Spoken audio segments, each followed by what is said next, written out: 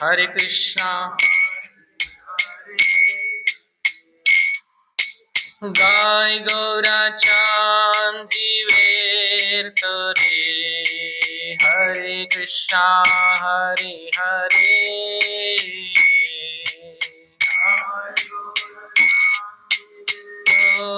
Tare.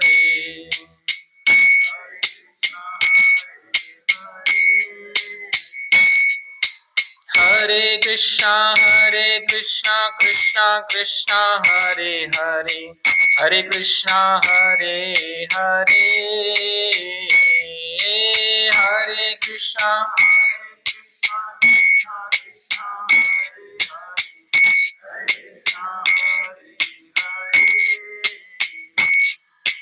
Hare Ram, Ram Ram, Hare Hare, Hare Krishna, Hare Hare, Hare Ram.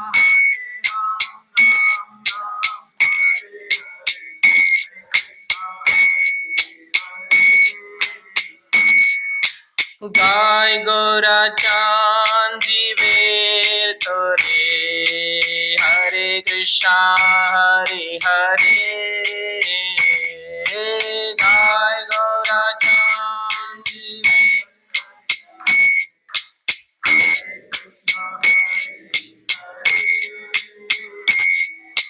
Hare Krishna, Krishna Krishna, Hare Hare, Hare Ram, Hare Hare, Hare Krishna. Hare Ram, Hare Hare, Hare Ram, Ram Ram, Hare Hare, Hare Krishna, Hare Hare, Hare Ram.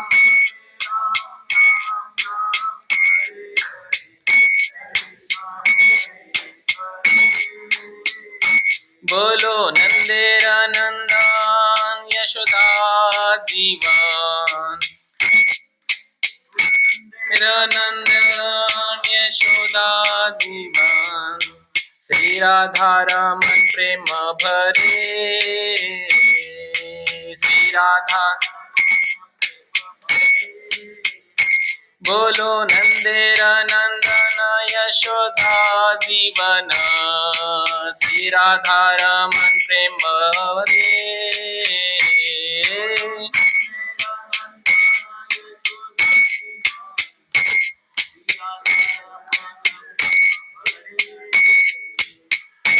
बोलो नंदेर नंदन यशोदा जीवन, श्री राधा रमन प्रेम भरे. बोलो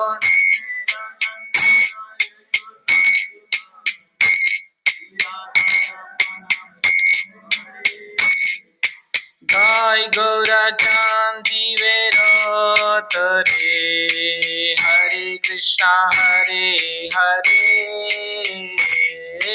गाय गौरा.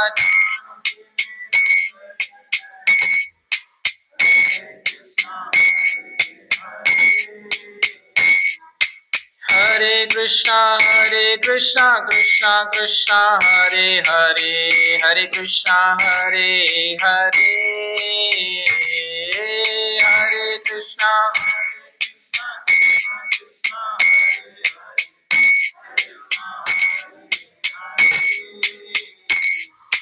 हरे राम राम राम हरे हरे, हरे कृष्णा हरे हरे.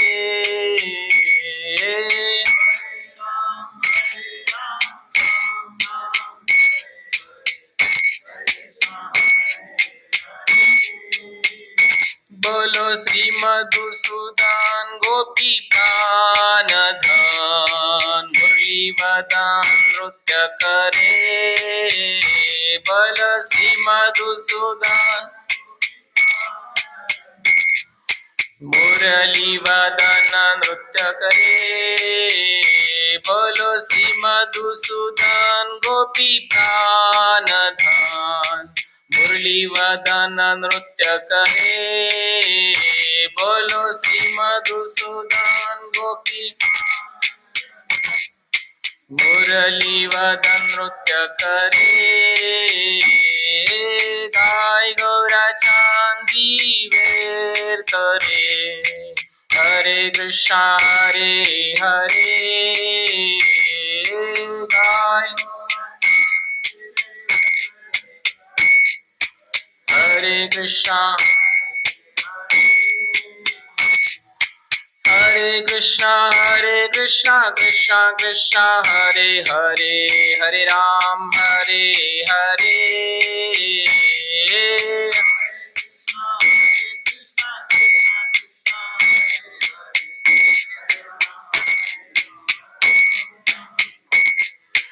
हरे राम राम राम हरे हरे हरे कृष्णा हरे हरे हरे राम हरे कृष्णा बोलो अग्नि सुदन पुतना घातन ब्रह्मा विमोहन ऊर्ध्व करे बोलो अग्नि सुदन घातन ब्रह्मा विमोहन ऊर्ध्व करे बोलो अग्नि सुदन पुतना घातन ब्रह्मा विमोहन ऊर्ध्व करे बोलो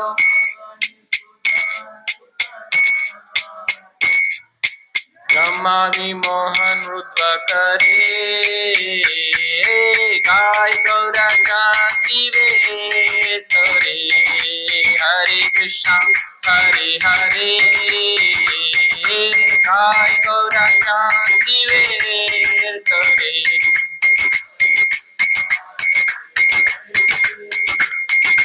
हरे कृष्णा कृष्णा कृष्णा हरे हरे हरे कृष्णा हरे हरे हरे कृष्णा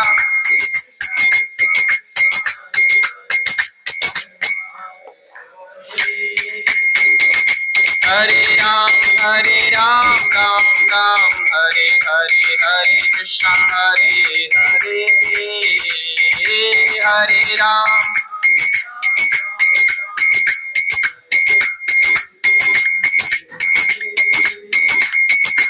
हरे राम राम राम हरे हरे हरे कृष्णा हरे हरे हरे राम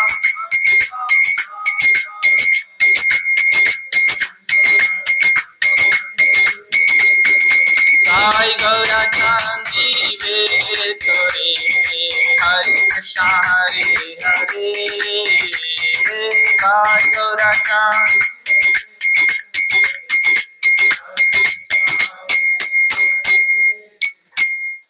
हरे कृष्णा। या भजनाचा अर्थ बघूया आपण। पतित जीवांच्या उद्धारासाठी भगवान गौरांग सुंदर हे महामंत्राचे गायन करीत आहेत। दिव्य प्रेमाने उन्मादित होऊन उच्च स्वरात श्रीकृष्णांच्या आनंदनंदन, यशोदा जीवन आणि राधारमण या नामांचे उच्चारण करा। हात उंचावून नृत्य करीत मधुसूदन, गोपी प्राणधन, मुरलीवदन, अघनिसूदन, पूतनाघातन आणि ब्रह्मविमोहन अशा भगवंतांच्या नामांचे कीर्तन करा, असं आपल्याला या भजनामधून आपल्याला उपदेश केला जात आहे। जय राधा माधव जय कुंज बिहारी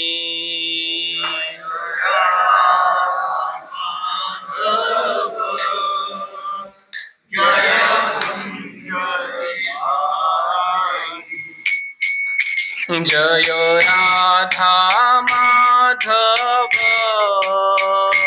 जय कुंज बिहारी जय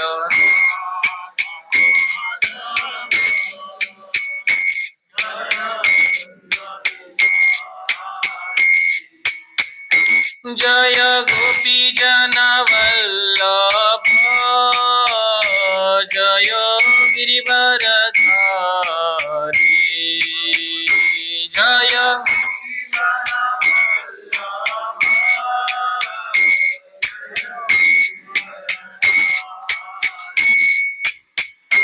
जय यशोदानंदन जय ब्रजजनरंजन जय यशोदा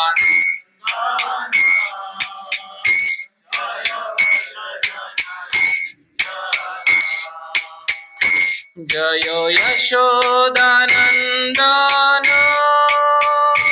जय ब्रजजनरंजन जय यशोदा जय जय यमुना तीरवनचारी जय कुंज बिहारी जय यमुना तीर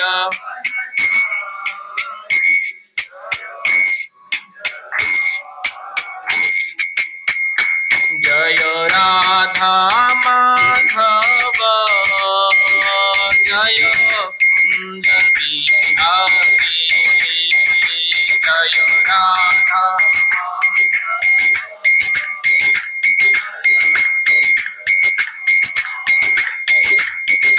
जय गोपी जनवल्लभ जय गिरधारी जय गोपी जन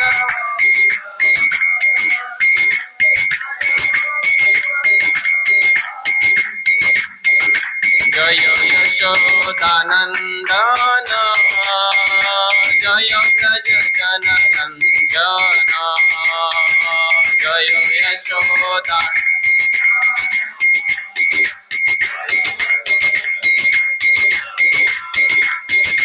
जय यमुना तीरवनचारी जय कुंज बिहारी जय यमुना तीर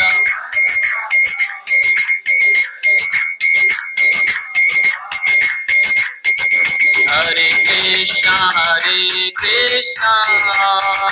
कृष्ण कृष्ण हरे हरे हरे राम राम राम हरे हरे हरे कृष्णा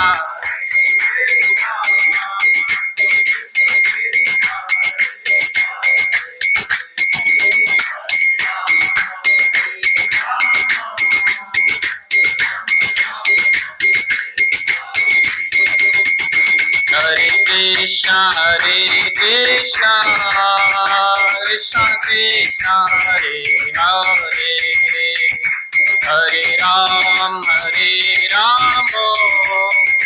राम राम हरे हरे हरे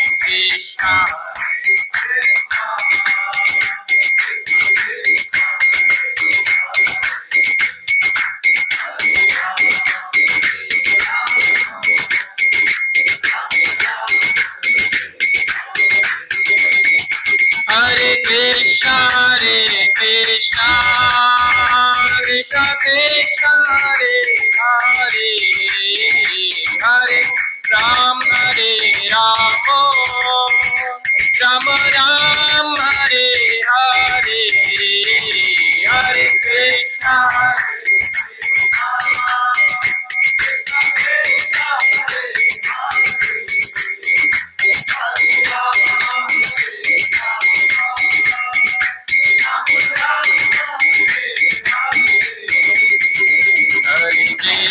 हरे कृष्णा कृष्ण कृष्ण हरे हरे हरे राम राम राम हरे हरे हरे कृष्णा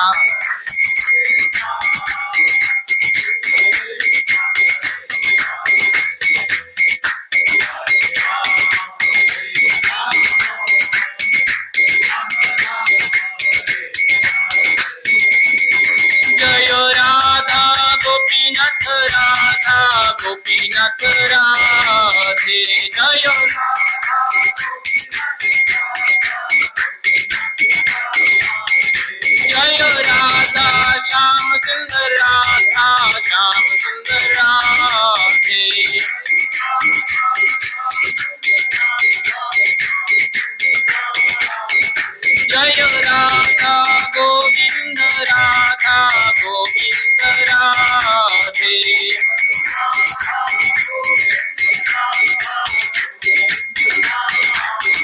जय जय जगन्नाथ जगन्नाथ बलदेव, जय सुभद्रा जय जय।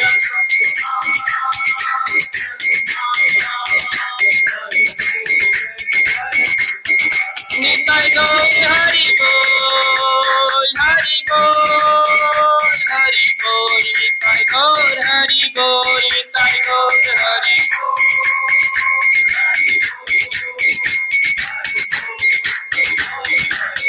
जय जय प्रभुपाद प्रभुपाद प्रभुपाद प्रभुपाद।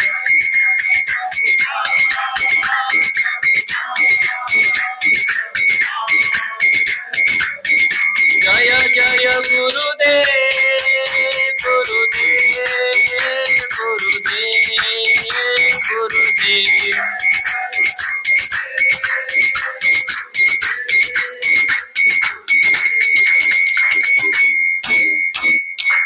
जय हरि नाम संकीर्तन की। ओम अज्ञानतिमिरान्धस्य जनशलाकया चक्षुरुन्मीलितं येन तस्मै श्रीगुरवे नमः।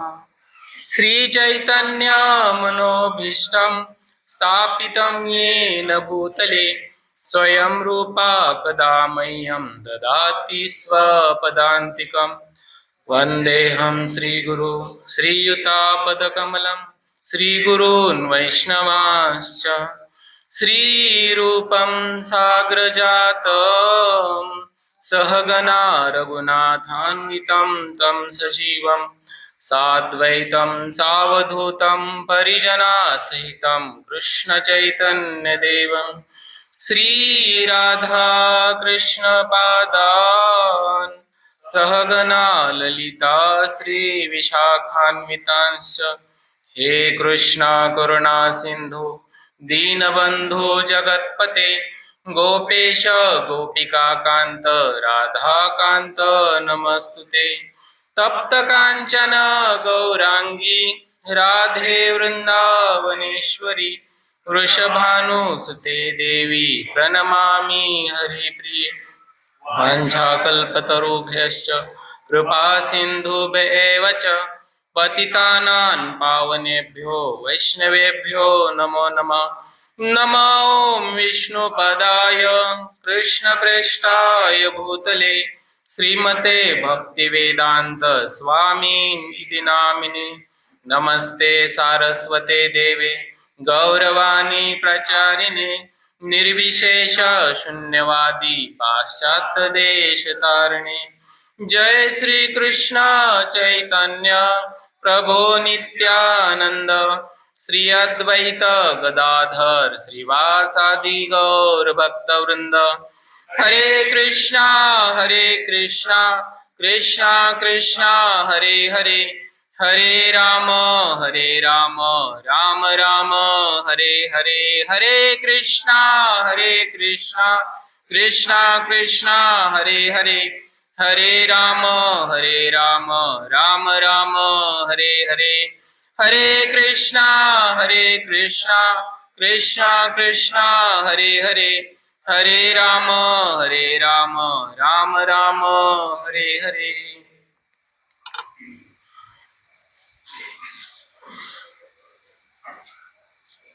हरे कृष्णा।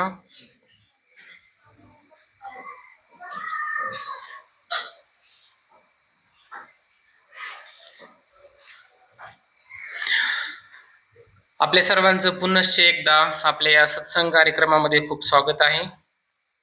आज आपण काल जी महत्वाची तिथी होती, कोणती तिथी होती?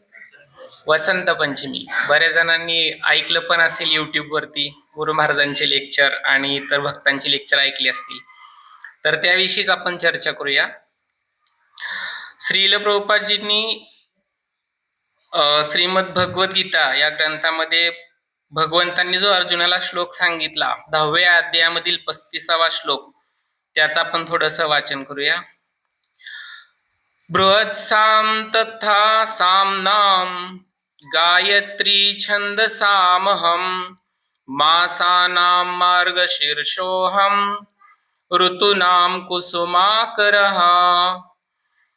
हा जो श्लोक आहे याच्यामध्ये प्रभुपादजी भाषांतरामध्ये सांगतात, सामवेदातील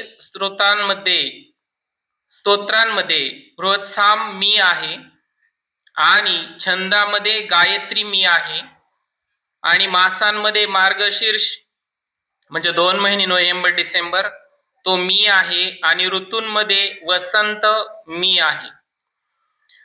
प्रभुपादजी तात्पर्यामध्ये खूप छान सांगतात की हे जे वेद आहेत ते वेद ओमकारातून प्रकट झाले.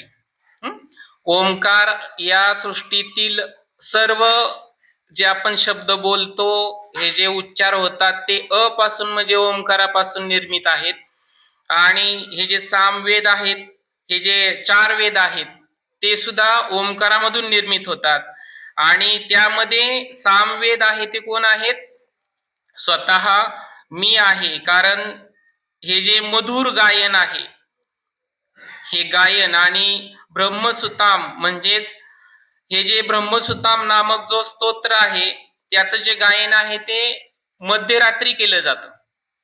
आपल्याला माहितीये असे काही वेद आहेत आणि मंत्र पण आहेत आणि गायनाचे जे काही भाग आहेत ते जे आहेत ते कधी सकाळी काही राग गायले जातात, काही राग दुपारी गायले जातात आणि काही राग संध्याकाळी गायले जातात. आणि काही रागांमुळं पर्जन्यवृष्टी पण होते, काही रागांमुळं दिवे प्रज्वलित होतात आणि काही रागांमुळं आपल्या ज्या इच्छा आहेत त्या तर पूर्ण होतातच होतात, परंतु या सृष्टीचं संचलन सुद्धा काही रागांमुळे होत असतं. आणि हरे कृष्ण महामंत्र या रागामुळे तर आपल्या सगळ्या इच्छा पूर्ण होणार आहेत. हा महामंत्र आपल्याला छान दिलेला आहे. आणि प्रभुपाद पुढे म्हणतात की हा जो गायत्री मंत्र आहे, हा गायत्री मंत्र हा सुपात्र ब्राह्मणांकडून गायला जातो. म्हणजे त्यासाठी काय लागते? पात्रता आवश्यक आहे. परंतु श्री चैतन्य महाप्रभूंनी आपल्याला जो महामंत्र दिलेला आहे त्यासाठी पात्रता लागते का? नाही, कोणतीही पात्रता लागत नाही. परंतु हा जो गायत्री मंत्र आहे त्याचं उच्चारण करण्यासाठी तो सुपात्र ब्राह्मण असावा, वैष्णव असावाच लागतो. आणि तो मनाने कसा असावा? एकदम शुद्ध असायला पाहिजे. मनाने शरीराने तो पूर्ण शुद्ध असावा. अशीच व्यक्ती गायत्री मंत्राचं उच्चारण करू शकते असं सांगितलेलं आहे. आणि ब्रह्मदेव या गायत्री मंत्राचे दीक्षा गुरु आहेत आणि हे परंपरेने चालत आलेलं आहे. पुढं प्रभुपादजी सांगतात की सर्व महिन्यांमध्ये मार्गशीर्ष महिना सर्वोत्तम मानला जातो, कारण त्यावेळी सुगीचा काळ असतो. मार्गशीर्ष महिन्यामध्ये काय असते? सगळीकडं सुगी सुरू असते. आणि त्याचबरोबर आपणही शेतकऱ्यांची लगबग पाहतो, धान्य काढणे वगैरे बाकीच्या सगळ्या गोष्टी चालू असतात. आणि अर्थातच हा जो काळ आहे तो लोकांसाठी खूप अत्यंत सुखावह आहे. आणि वसंत ऋतू संपूर्ण जगामध्ये सर्वत्र लोकप्रिय आहे, कारण वसंत ऋतूमध्ये कडाक्याची उष्णता नसते आणि कडाक्याची थंडी पण नसते. हा खूप आल्हाददायक महिना आहे. वसंत ऋतूमध्ये कृष्णांचे अनेक लीला ज्या आहेत त्या हे उत्सव साजरे केले जातात. म्हणून वसंत ऋतूला सर्व ऋतूत अत्यंत आल्हाददायक ऋतू मानले जाते. आणि भगवान श्रीकृष्णांचे ते काय आहे? प्रतीक आहे. जय श्री जगन्नाथ बलदेव सुर महाराणी की जय.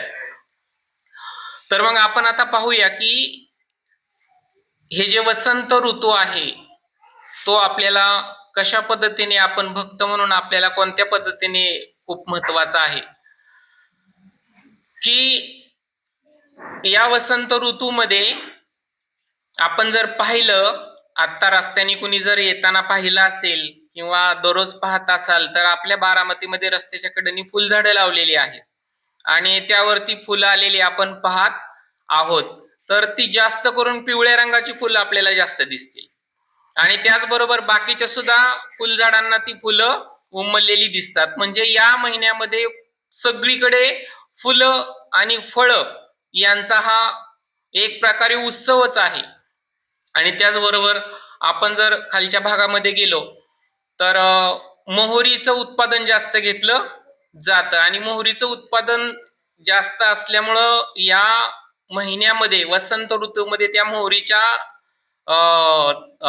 शेंड्यांवरती पिवळ्या रंगाची खूप फुलं फुललेली असतात आणि पूर्ण आपण जर पाहिलं तर जिकडं तिकडं हा पिवळा रंग आपल्याला दिसतो. आणि या वसंत उत्सवामध्ये त्याचा रंगच कसा आहे, पिवळा आहे. आणि भगवंत सुद्धा कोणत्या रंगाचं वस्त्र भगवंतांच्या अंगावरती नेहमी असतं, पितांबर, पिवळं. आणि मग हा उत्सव खूप महत्वाचा आहे.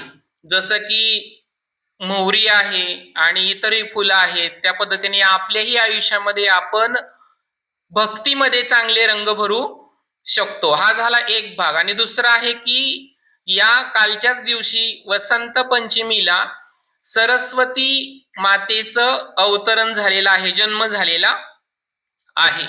आणि या पूर्ण जगामध्ये जी काही सुंदर भगवंतांचं जे गायन केलं जातं, आपण हरे कृष्ण महामंत्राचं गायन करतो, कीर्तन करतो किंवा आणखीन भगवंतांचं स्तुतिगान करतो, तर ते गान करण्यासाठी ही सरस्वती माता आपल्याला काय करते, सहाय्य करते. आणि या सरस्वती माता स्वतःहून बासुरीच्या रूपामध्ये भगवंतांजवळ आहे. तर त्याची एक कथा आहे, ती आपण नंतर बघू शकतो. त्याचबरोबर सरस्वती मातेनी भगवंतांच्या सेवेमध्ये आणखीन एक लीलेमध्ये भाग घेतला होता, तो म्हणजे ज्यावेळी कुंभकर्ण, रावण आणि त्यांची बहीण यांनी जी तपश्चर्या केलेली होती, त्याच्यामध्ये कुंभकर्णाने काय केलं होतं की तपश्चर्या करून कोणाला प्रसन्न केलं, ब्रह्मदेवजींना. आणि ब्रह्मदेवजींना ते वरदान मागणार होते की मला काय मिळावं, इंद्रासन मिळावं, इंद्राचं आसन मला मिळावं, असं वरदान ते मागणार होते. परंतु जर इंद्राचं आसन जर एका राक्षसी कुंभकर्णाने जर मागितलं, त्याच्यामध्ये सत्वगुण होता, परंतु तो शेवटी कोण होता, राक्षस कुळामध्ये जन्माला आलेला होता. त्याच्यामुळे त्याने जर इंद्रासन मागितलं तर या सृष्टी संचलनामध्ये काय होईल, व्यत्यय येईल. म्हणून सरस्वती मातेंना विनंती केली गेली की तुम्ही काय करा, त्या कुंभकर्णाच्या जिभेवरती आरूढ व्हा आणि योग्य वर मागायला भाग पाडा. आणि मग ज्या वेळेस कुंभकर्ण म्हणणार होता ब्रह्मदेवांना प्रसन्न केल्यानंतर की तुम्ही मला वरदान द्या, तर त्यावेळेस बरोबर कुंभकर्णाच्या जिभेवरती सरस्वती आरूढ होऊन काय म्हटलं गेलं त्याने की मला निद्रासन मिळावं. आणि त्या क्षणी ब्रह्मदेवांनी तथास्तु म्हटलं आणि त्याला निद्रासन मिळालं. म्हणजे सरस्वती मातेचं खूप छान कार्य आपण पाहत आहोत. आणि आणखीन एक कथा आहे, ती पण आपण नंतर बघूया. बऱ्याच कथा आहेत, त्याच्यामधलं आपण ओझरत बघत जाऊया. त्यानंतर कालच्या दिवशी श्रीमती विष्णुप्रिया देवी यांचंही काय झालेलं आहे, आविर्भाव झालेला आहे, जन्म झालेला आहे. तर ह्या ज्या विष्णुप्रिया देवी आहेत त्या कोणाच्या पत्नी आपल्याला सर्वांना माहिती आहे, कोणाच्या, श्री चैतन्य महाप्रभूंच्या. जसं चैतन्य महाप्रभूंना या पूर्ण सृष्टीमध्ये भगवंतांचा प्रचार कार्य करायचा आहे त्यांना, आणि त्याच्यामध्ये त्यांनी आपल्याला दिलेला हा हरे कृष्ण महामंत्र आहे. आणि सगळीकडे प्रचार कार्य करायचं म्हटलं तरी आपल्या घरच्यांची आपल्याला साथ हवी असते. तसं आपली जी पत्नी आहे या भौतिक जगामधली, ही आपल्या सर्वांची एक नदीच्या किनाऱ्याप्रमाणे कार्य करते. म्हणजे कसं, आपल्याला सुरक्षित ठेवण्याचं कार्य तर करतेच करते, त्याचबरोबर आपण नदीच्या प्रवाहातून बाहेर जाऊ नये आणि आपलं पतन होऊ नये म्हणून ती काळजी आपली घेत असते. म्हणून आपल्या घरची जी पत्नी आहे तिचं खूप मोलाचं कार्य आहे. आणि त्याचबरोबर आपल्या घरच्यांचं पण कार्य खूप महत्वाचं आहे. आपल्या घरी आई वडील असतील, लहान मुलं असतील, इतर नातेवाईक असतील, त्यांच्यामध्ये जर मेळ नसेल तर आपण या ठिकाणी येऊ नये. आपलं लक्ष कुठं लागणार आहे, घरी लागणार आहे. समजा मी या ठिकाणी बसलोय, प्रवचन करतोय, पण जर प्रवचनाला येताना माझ्या घरी जर भांडणं झालेली असतील माझ्या पत्नीमध्ये किंवा माझ्या घरच्यांमध्ये, तर माझं इथं लक्ष लागेल का, नाही. म्हणून आपल्या घरातील व्यक्ती सुद्धा खूप महत्वाचे आहेत. त्याच्याबरोबर या ठिकाणी सांगितले की श्रीमती विष्णुप्रिया देवी यांनी श्री चैतन्य महाप्रभूंना कोणत्या पद्धतीने सहकार्य केलं, की त्यांनी कधीही म्हटलं नाही की बाबा तुम्ही संन्यास घेऊ नका किंवा प्रचारासाठी बाहेर जाऊ नका. तर ह्या ज्या श्रीमती विष्णुप्रिया देवी आहेत तर त्यांचाही आविर्भाव दिन कालच्या दिवशी झालेला आहे. आणि त्याचबरोबर श्री विश्वनाथ चक्रवर्ती ठाकूर यांचा सुद्धा आविर्भाव दिवस कालच्या दिवशी झालेला आहे. वसंत पंचमी खूप महत्वाची तिथी आहे. तर नादिया म्हणजेच पश्चिम बंगालमध्ये हे ठिकाण आहे. तर त्या ठिकाणी त्यांचा आविर्भाव झाला. त्यांना श्री राधारमण चक्रवर्ती यांच्याकडून दीक्षा मिळालेली होती आणि नरोत्तमदास ठाकूर यांच्या परंपरेमध्ये सुद्धा हे आहेत. आणि हे जे विश्वनाथ चक्रवर्ती ठाकूर आहेत त्यांना त्यांच्या गुरूंनी आदेश दिला होता की तुम्ही काय करा, श्रीमद भागवतम वरती टीका ही तुमच्या हाताने लिहून काढा. आणि आपल्या गुरूंचा आदेश म्हणून त्यांनी काय केलेली आहे, श्रीमद भागवतम हाताने लिहून काढलेला आहे. आणि त्याचा लाभ आपण गौडीय वैष्णव परंपरेमध्ये घेत आहोत आणि त्याचं वाचन करून आपण सर्वजण आपल्या जीवनाचं काय करत आहोत, भलं करत आहोत थोडक्यामध्ये. जर आपल्या हातामध्ये हे जे ग्रंथ नसते, त्यांनी जर लिहिले नसते तर आपल्याला त्यातलं ज्ञान मिळालं नसतं. कारण ज्ञानाविना आपण अपूर्ण आहे. आपण स्वतःला किती जरी ज्ञानी समजत असू आणि जर शास्त्रांचं अध्ययन जर आपलं नसेल, हे जर ज्ञान आपल्याला मिळालं नसतं तर आपण आज या ठिकाणी बसलोही नसतो. त्यामुळे आपल्यावरती विश्वनाथ चक्रवर्ती ठाकूर यांचे खूप मोठे अनंत न फिटणारे उपकार आहेत. आणि आणखीन एक त्यांनी केलं की त्या काळामध्ये कृष्ण भगवंत आणि ही जी रासलीला आहे त्याबद्दल अनेक लोक अपप्रचार करायचे, वेगवेगळे वाईट शब्द उच्चारायचे भगवंतांप्रती. तर त्यांनी ते काय केलं, तो अपप्रचार त्या ठिकाणी थांबवण्याचं कार्य विश्वनाथ चक्रवर्ती ठाकूर यांनी केलं आणि योग्य प्रचार केला. आणि त्याचबरोबर गोविंद भाष्य पण त्यांनी लिहिलेलं आहे. त्यानंतर आपण बघूया की पुंडरीक विद्यानिधी हे सुद्धा त्यांनी काय केलं की माधवेंद्र पुरी यांचे ते काय होते, शिष्य होते आणि गदाधर पंडित हे त्यांचे गुरु.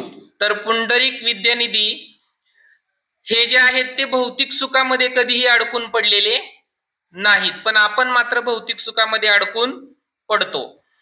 भगवंतांच्या एका श्लोकाचं पठण ऐकून ते कधी समाधिस्थ होत असत हे त्यांनाही कळत नसायचं. परंतु आपण जर या भगवद्गीतेतील एक श्लोक ऐकला आणि आपण समाधिस्थ झाले किंवा त्याच्यावरती आपण कधी विचार केलाय, अशी गोष्ट घडती का आपल्याकडून?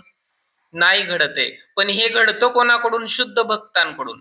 मग आपण असा विचार करायला पाहिजे की शुद्ध भक्तांचे चरणानुगमन आपण करायला पाहिजेत, की त्यांनी भगवंतांची भक्ती कशी केली, त्यांना त्यांचं जीवन कसं स्वीकारलं ते आपण बघायला पाहिजे. आपण साधारणपणे पाहतो की प्रत्येकाला संन्यास घेणं गरजेचं आहे. प्रत्येकाने काय घेतला पाहिजे? संन्यास घेतला पाहिजे. मग संन्यास आता मोठे मोठे जे राजे महाराजे आहेत ते काय करायचे, त्यांचं राज्य प्रामाणिकपणे करायचे आणि त्यानंतर त्यांची मुलं ज्यावेळेस मोठी होतील त्यावेळेस त्यांच्या मुलांकडे ते राज्यकारभार सोपवायचे आणि ते संन्यासाला निघून जायचे. धर्मराज युधिष्ठिर महाराजांनी काय केलं, त्याच पद्धतीने संन्यास स्वीकारला आणि त्यांच्या बरोबर 5 पांडव सुद्धा गेले. तर तसंच आपण अनुकरण करायला पाहिजे, परंतु आपल्याकडून ते होत नाही, कारण आपण शुद्ध स्तरावरती, शुद्ध भाव स्तरावरती नाही आहोत. त्याच्यामुळं मग आपण संसारामध्ये राहून सुद्धा ते कार्य करू शकतो, फक्त आपल्या मनातले इच्छा पूर्ण घालवून टाकायच्या. मग ते इच्छा पूर्ण घालून गेल्याच पाहिजेत. आपली पत्नी आहे, मुलं आहे, आपली संपत्ती आहे, त्याच्यावरती आपण कधीही आसक्त राहायचं नाही. तर याच्यामध्ये मध्यलीलामध्ये चैतन्य चरितामृतमध्ये श्लोक आहे की पुंडरीका विद्यानिधी बडा सखा जानी यानरा न मालाना प्रभू कंदिलापनी. म्हणजे हा श्लोक आहे. त्याच्यावरती भाषांतरामध्ये सांगितले की पुंडरीक विद्यानिधी हे भगवान चैतन्य महाप्रभूंना इतके प्रिय होते की त्यांच्या अनुपस्थितीत भगवान चैतन्य महाप्रभू स्वतः कधी कधी रडत असत.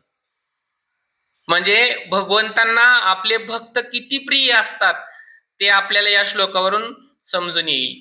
त्याच्यानंतर रघुनंदन ठाकूर यांचा सुद्धा काल आविर्भाव झाला.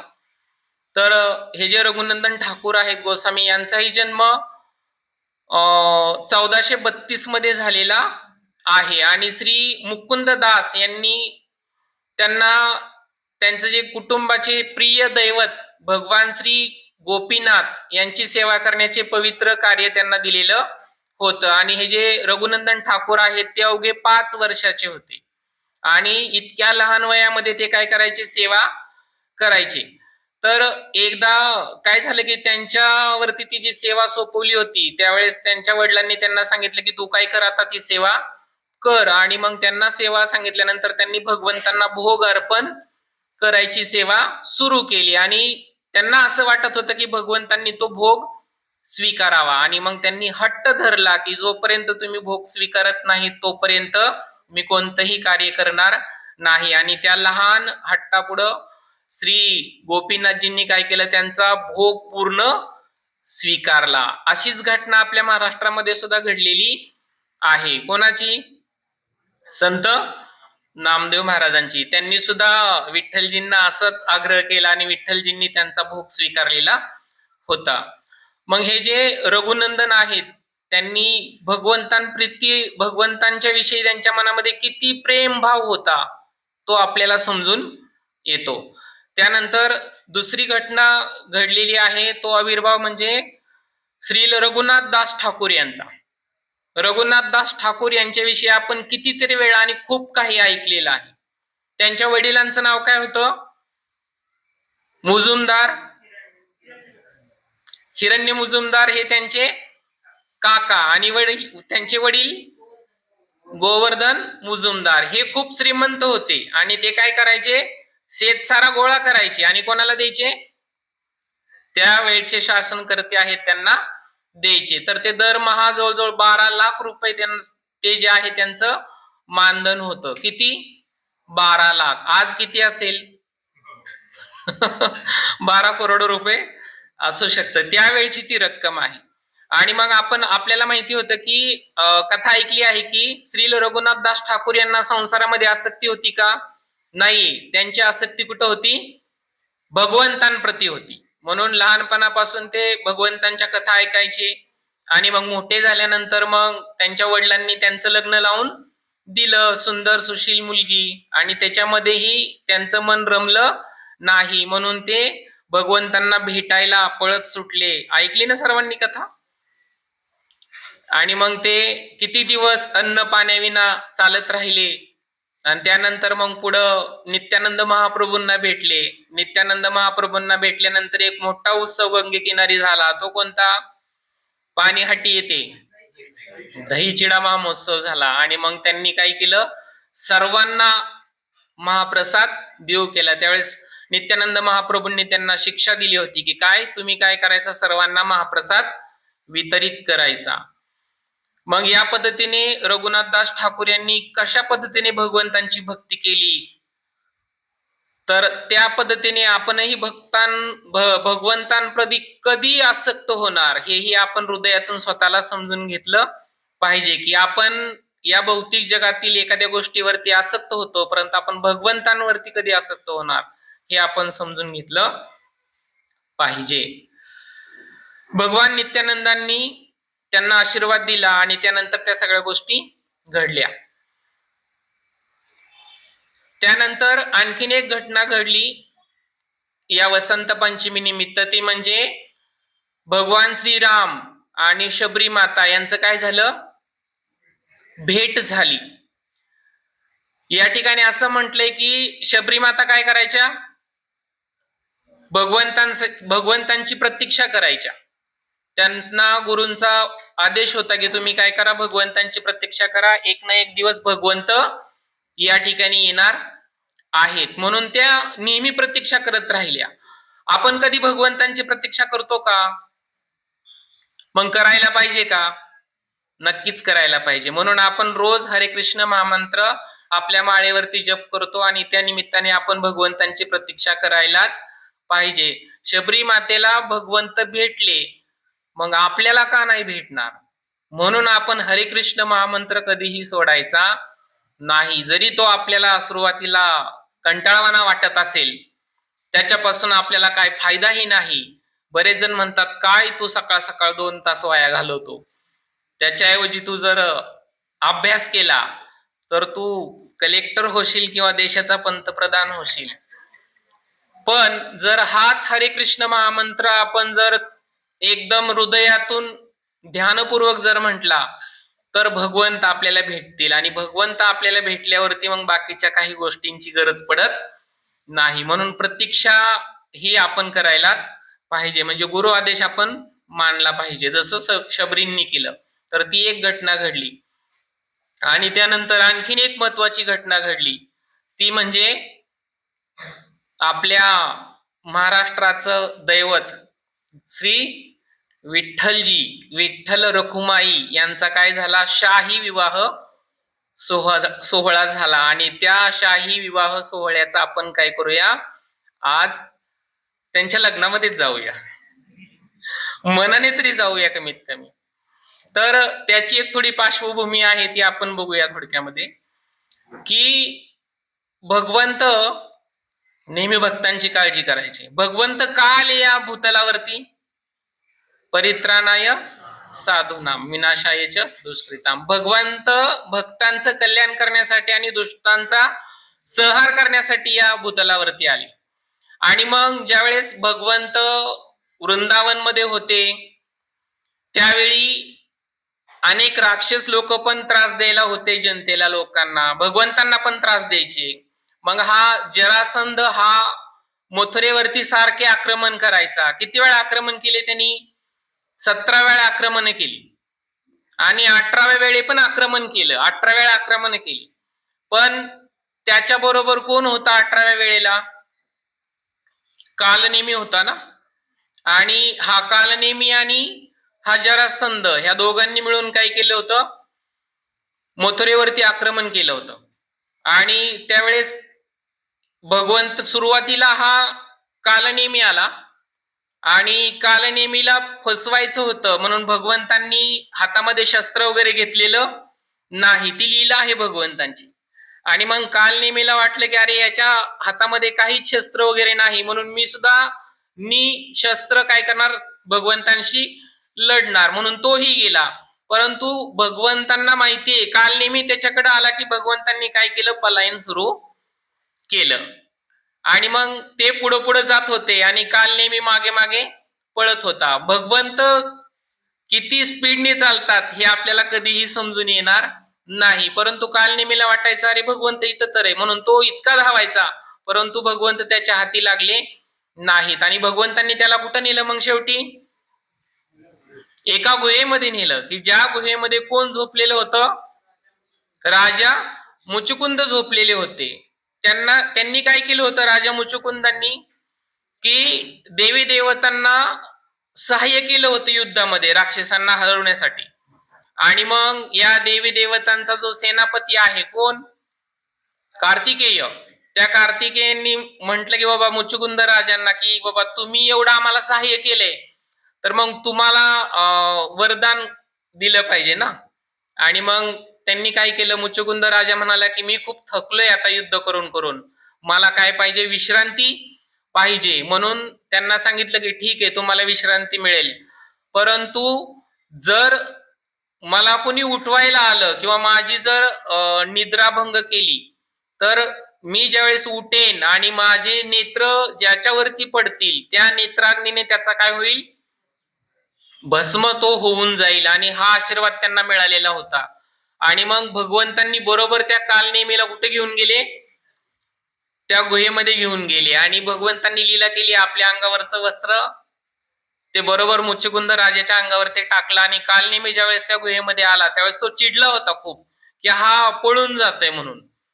आणि मग ज्यावेळेस ते भगवंतांचं वस्त्र दिसलं त्यावेळेस त्यांनी काय केली, जोरदार लात मारली आणि ती कोणाला लागली, राजा मुचुकुंदांना लागली. आणि त्यांची तपश्चर्या आणि त्यांना मिळालेलं वरदान, त्याच्यामुळं ज्यावेळेस त्यांची निद्राभंग झाली आणि त्यांनी ज्यावेळेस नेत्र कटाक्ष टाकले कोणावरती, कालनेमीवरती, त्यावेळेस कालनेमी जागेवरती भस्म झाला. आणि तोपर्यंत मग जरासंधाने काय केलं होतं, इकडं आक्रमण सुरू केलेलं होतं. आणि मग भगवंत परत माघारी गेले आणि त्या जरासंधाचा काय केला, युद्धामध्ये पराभव करायला सुरुवात केली. आणि त्यांच्या बरोबर सुद्धा, जरासंध बरोबर सुद्धा भगवंतांनी काय केलं, शस्त्र घेऊन युद्ध केलेलं नाही. आणि मग भगवंतांबरोबर कोण होते, त्यांचे बंधू बलरामजी होते. एवढं मोठं अश्वहिनी सैन्य घेऊन जरासंध आला होता मथुरेवरती आक्रमण करायला. त्यावेळेस भगवंत आणि बलरामजी त्यांनी सुद्धा पलायन केलं. म्हणून गुजरातमध्ये भगवंतांची छान मंदिर आहेत. त्याच्यामध्ये एक रणछोड म्हणून जे मंदिर आहे, आणि अशीच अनेक मंदिरं गुजरातमध्ये प्रसिद्ध आहेत. का म्हणून, कारण भगवंतांनी ते रणांगण सोडून पळून गेले होते. खरं पाहिलं तर शास्त्रामध्ये असं सांगितलेलं आहे की भगवंतांची जी लीला आहे ती खरंच त्यांना पळून जायचं नव्हतं, तर त्यांना हे जे रुक्मिणी स्वयंवर होतं, त्या लीलेचा तो एक भाग होता की ते पुढे घडणार होतं, म्हणून त्यांनी ते रणांगण सोडून दिलं होतं. आणि त्याच्यानंतर मग जरासंध त्यांच्या मागे गेला आणि नंतर ते रणछोड म्हणून भगवंत प्रसिद्ध आहेत. तर मग आता हा जरासंध त्यांच्या मित्र राजांना घेऊन काय करायचा, नेहमी मथुरेवरती आक्रमण करायचा. मथुरेतले जे त्यांचे जे सगळे सैनिक आहेत, जे रहिवासी आहेत, त्यांना त्रास होत होता. म्हणून भगवंतांनी काय केलं, द्वारका नगरीचं निर्माण केलं. आणि मग ही जी द्वारका नगरी आहे ती शास्त्रामध्ये सांगितलंय 96 चौरस मैल एवढ्या अंतराची पूर्ण भक्कम तटबंदी आधी भगवंतांनी बांधून घेतली. आणि त्याच्यानंतर प्रत्येकाला वेगळा महाल, त्याच्याबरोबर त्या द्वारकेमध्ये ब्राह्मण, क्षत्रिय, वैश्य आणि शूद्र यांच्याप्रमाणे प्रत्येकाचं घर तयार केलेलं होतं. आणि प्रत्येक राण्यांना ते महाल, किती राण्या होत्या भगवंतांच्या, 16,108. त्यांना प्रत्येकीला एक महाल. आणि त्याच्या मध्यभागी हे जे सगळं आहे ते विश्वकर्मांनी निर्माण केलेलं होतं. त्यांना ते काय सहज शक्य आहे. आणि शास्त्रामध्ये आणखीन सांगितलंय की या द्वारकेमध्ये प्रत्येकाच्या घरी सुवर्ण कलश पाण्याने भरलेले असायचे. आपल्या घरी काय पाण्याने भरलेलं असतं, मातीचा कलश, नाही का, किंवा जास्तीत जास्त तांब्याचा, पितळेचा असतो. पण या द्वारकेमध्ये सुवर्ण कलश प्रत्येकाला पाणी पिण्यासाठी भरलेला होता. प्रत्येकाचा पलंग हा हिरे, माणिक आणि वेगवेगळ्या दागिन्यांनी सजवलेला होता. आणि ती जी जमीन होती, ती जी जमीन आहे ती सांगितले की पाचूंची होती पूर्ण. ते जे सगळे पाचू वगैरे लावलेले होते, अशी ती फ्लोअर जमीन होती, रत्नजडित. आणि प्रत्येकाच्या घरी दासदासी होत्या. आणि या द्वारकेमध्ये मध्यभागी उग्रसेन राजासाठी एक मोठा महाल बांधलेला होता. म्हणजे आपण समजून घ्यायचे या ठिकाणी की उग्रसेन महाराज हे कोण होते, कोणाचे होते, भगवंतांचे. मग काय गरज आहे त्यांच्यासाठी बांधायची मोठा महाल मध्यभागी, परंतु तोही त्यांनी बांधलेला आहे. भगवंतांना या ठिकाणी असं सांगायचं आहे की आपणही आपल्या घरच्यांची किती काळजी घेतली पाहिजे. जरी ते वयस्क असले तरी त्यांना आपल्या सेंटरला ठेवलं पाहिजे, कारण ते आपल्या कुटुंबाचे आधारस्तंभ असतात. जर वयस्क व्यक्ती जर आपल्या घरी असतील तर कोणाची बिशाद नाही आपल्याकडे बोट करायची, कारण त्यांना सगळ्यांच्या खाचा खोचा माहिती असतात. आपण ज्यावेळेस नाती जमवायला जातो त्यावेळेस ही वयस्क जी मंडळी असतात आपल्या घरातली, ती खूप महत्वाची भूमिका बजावत असतात, कारण त्यांना माहिती असतं सगळ्या गोष्टी. परंतु जो त्यांना विचारात न घेता काही गोष्टी करतो किंवा सोयरीक जमवता असा आपण विचार करूया, तर नक्कीच त्याला पछतावा करावा लागतो. म्हणून त्यांना आपण, भगवंतांनी इथं सांगून दिलं आहे की आपल्या घरातली जे महान व्यक्ती आहेत त्यांना आपण स्थान दिलं पाहिजे. आणि या द्वारकेचे पालक म्हणून बलरामजींची नियुक्ती केलेली होती भगवंतांनी. आणि त्यानंतर मग कालयवन याला भगवंतांचं प्रथमच दर्शन झालेलं होतं, ते आपण बघितलं. त्यानंतर मग नारद मुनींनी ज्या काही सगळ्या गोष्टी ऐकलेल्या होत्या त्या सगळ्या गोष्टी या विश्वामध्ये भगवंतांची महिमा गान करण्याचं काम ह्या नारद मुनींचं होतं. आणि नंतर मग ज्यावेळेस मुचुकुंद राजालाही नारद मुनींनी भगवंतांचं महिमागान केलेलं आहे आणि मुचुकुंद राजाकडून त्या राक्षसाला भस्म केल्यानंतर तो मुचुकुंद राजा गुहेतून बाहेर आला आणि गुहेतून बाहेर आल्यानंतर त्याला असं समजलं की अरे ही तर माणसं खूप ठेंगणी झालीत आणि झाडांची ही उंची खूप कमी आहे. आणि मग या मुचुकुंद राजाने समजून घेतलं की हा काळ म्हणजेच नक्कीच कलियुगाचा काळ सुरू झालेला आहे आणि कलियुगामध्ये सगळं काही कसं आहे, कलहयुक्त आहे. त्यामुळे मग मुचुकुंद राजाने पुन्हा उत्तरेकडे चालायला सुरुवात केली आणि उत्तरेकडे चालत जाऊन बद्रिकाश्रम जेथे भगवंतांनी तपश्चर्या केली त्या ठिकाणी जाऊन तपश्चर्या करायला सुरुवात केली. आपल्याला या ठिकाणी असं सांगायचं आहे की मुचुकुंद राजा कलियुगाला बघून पुन्हा तपश्चर्याला निघून गेला आणि आपण मात्र कलियुग बघून आनंदित आहोत. प्रत्येक गोष्टीमध्ये आपल्याला आनंद आहे. छान प्रसाद मिळाला, आनंदी आनंद. सुंदर पत्नी मिळाली, आनंदी आनंद. सुंदर पती मिळाला, आनंदी आनंद. इतकी संपत्ती मिळाली, आनंदी आनंद. छान नोकरी लागली, क्लास 1 ची, आनंदी आनंद.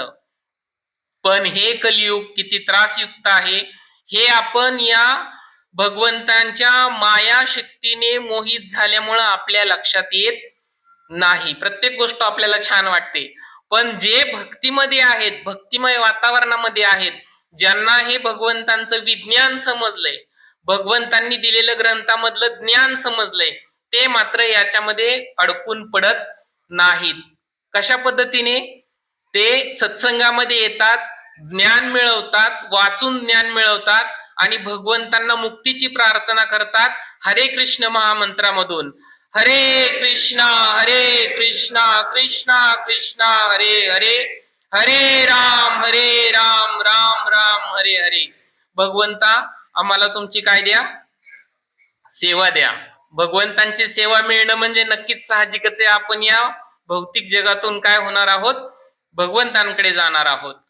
आणि मग त्याच्यानंतर आपण जसं मुचुकुंद महाराज हे निघून गेले तपश्चर्येला, तसं आपणही काय करायला पाहिजे? आपल्या जीवनामध्ये तपश्चर्या स्वीकारायला पाहिजे. जरी आपल्याला काही भौतिक गोष्टी चांगल्या वाटत असल्या तरी त्या खरंच चांगल्या आहेत का हे आपण प्रत्येकाने आपल्या सतसत विवेक बुद्धीने समजून घ्यायचं आहे.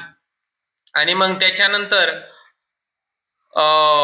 जरासंध मागे लागलाय, बलरामजी आणि कृष्ण भगवंत पुढे जात आहेत आणि त्यानंतर मग ते थकल्यासारखे झाले.